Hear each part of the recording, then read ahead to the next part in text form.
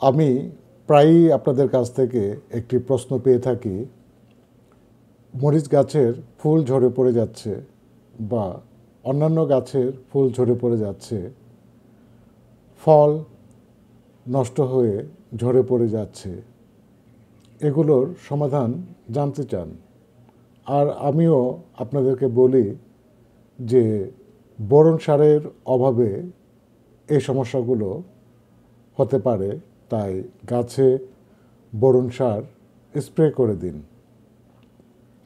এটা ঠিক আছে, তবে কথা হলো, আমি একটি গবেষণা থেকে জেনেছি আমাদের দেশের বাজারে যেসব নামে বোরন সার পাওয়া যায় সেগুলোর অনেকগুলোতেই ভেজাল আছে, যার ফলে হয় কি, আপনি হয়তো সেটা গাছে স্প্রে করে দিচ্ছেন কিন্তু কোনো কাজেই আসছে না। এটা খুবই হতাশার কথা, কারণ এত কষ্ট করে গাছের পরিচর্যা করলেন কিন্তু ফাইনাল আউটপুটটি ভালো হলো না। এই বোরন সার কিন্তু শুধু মরিচ গাছ, টমেটো, বেগুন এদের ফুল এবং ফল ঝরে পড়ার জন্যই ব্যবহার করা হয় না। অন্যান্য ফসল যেমন আপনার এই বোরন সহায়তা করে গমের দানা তৈরি হতে, ফুলকপি এই বোরন ছাড়া বাঁধবে না, পেঁপে কাঁঠাল এবড়ো থেবড়ো হয়ে যাবে যদি মাটিতে বোরন না থাকে, আর ধানসহ অন্যান্য ফসলেও পুরুষ ফুলের সংখ্যা বেড়ে যাবে, স্ত্রী ফুলের সংখ্যা কমে যাবে, যার ফলে খুব স্বাভাবিকভাবেই ফলন কমে যাবে, তাই না?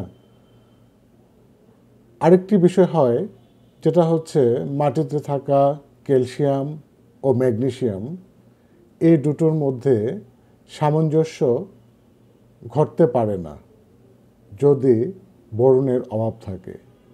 বোরনের অভাব থাকে মাটিতে।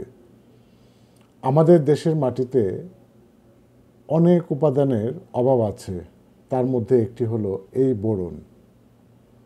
বোরন খুব কম লাগে কিন্তু খুবই দরকারি, কারণ এই বোরন ছাড়া উদ্ভিদ তার জীবনচক্র সম্পন্ন করতে পারে না। গাছ মাটি থেকে বোরন অনুখাদ্য হিসেবে গ্রহণ করে থাকে। যা বলছিলাম, বাজারে ভেজাল বোরন সার নিয়ে কি করা যাবে, এর বিকল্প কি, এবং কিভাবে নিশ্চিত হবেন যে আপনি খাঁটি ভেজালমুক্ত বোরন আপনার গাছে দিতে পারছেন। এক, হয়তো সোহাগার কথা শুনেছেন। এটা স্বর্ণকারের দোকানে কাজে লাগে, আর বানিয়াদের দোকানে এটা পাওয়া যায়। এই সোহাগাতে আছে আপনার 10 থেকে 12% বোরন। আর এটা যদি আপনি ফসলে হাফ কেজি যদি আপনি অন্যান্য বোরন সার ব্যবহার করে থাকেন, তাহলে এই সোহাগা একটু বাড়িয়ে 1.5 গুণ, অর্থাৎ হাফ কেজির পরিবর্তে 750 গ্রাম বা 1 কেজি, হ্যাঁ, এটা যদি ব্যবহার করতে পারেন আপনার ফসলের জন্য, মাঠের ফসলের জন্য, তাহলে পূর্ণাঙ্গ যে সাপোর্টটি বোরনের সেটি পেয়ে যাবে, এবং এটা সম্পূর্ণ খাঁটি, এতে কোনো ভেজাল নেই। আর একটি আছে বোরিক অ্যাসিড বা বোরিক পাউডার। ক্যারাম খেলার ক্ষেত্রে এটা ব্যবহার করা হয়, ফার্মেসিতে পাওয়া যায়। এই বোরিক অ্যাসিডে আপনার 17% বোরন আছে। এটাও আপনি যদি ফসলে হাফ কেজি ব্যবহার করে থাকেন, তাহলে 750 গ্রামের মতো করে ব্যবহার করবেন, তাহলে হয়ে যাবে। আর এই দুটো সোহাগা এবং বোরিক অ্যাসিড বা বোরিক পাউডার, এতে কোনো ভেজাল নেই। আপনি নিশ্চিন্ত মনে এই দুটোর কোনো একটি ব্যবহার করতে পারেন।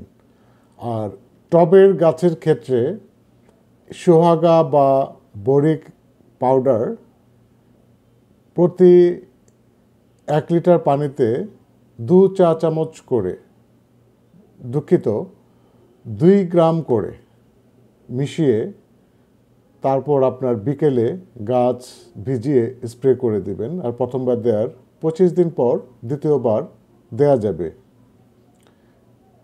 এভাবে দিলে আপনার গাছের ফুলগুলো ঝরে পড়বে না।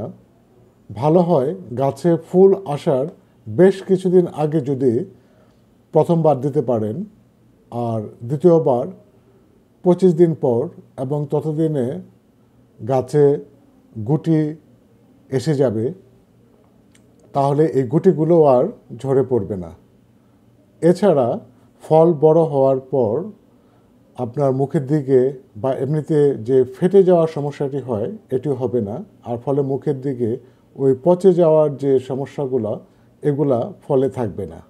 এটা ফলে যে কোনো ফলই হতে পারে, ডালিম, বেদানা বা লাউ, যাই বলুন না কেন।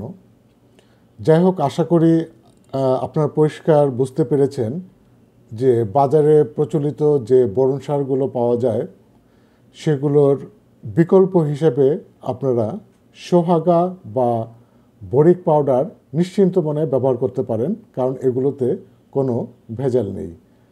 ধন্যবাদ, সবাই ভালো থাকবেন।